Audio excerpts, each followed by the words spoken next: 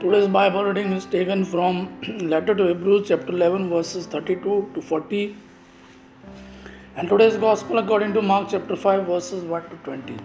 Hebrews chapter 11 verses 32 to 40. Brethren, what more shall I say? For time would fail me to tell of Gideon, Barak, Samson, Jephthah, of David and Samuel and the prophets, who through faith conquered kingdoms, enforced justice, obtained promises, stopped the mouths of lions, quenched the power of fire, escaped the edge of the sword, were made strong out of weakness, became mighty in war, put foreign armies to flight. Women received back their death by resurrection.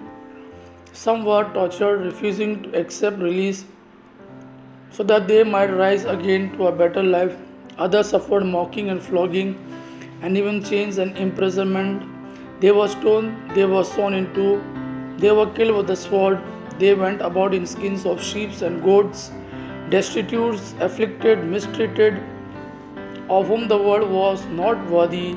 They went about in skins of sheep and goats, destitute, afflicted, mistreated, of whom the world was not worthy, wandering about in deserts and mountains and in dens and caves of the earth.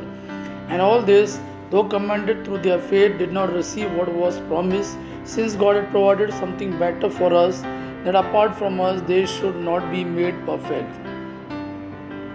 Today's Gospel according to Mark chapter 5 verses 1 to 20. At that time Jesus and his disciples came to the other side of the lake, to the country of the Gerasenes. And when Jesus had stepped out of the boat, immediately there met him out of the tomb a man with an unclean spirit. He lived among the tombs, and no one could bind him any more, not even with a chain.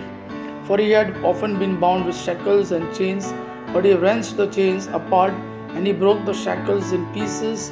No one had the strength to subdue him.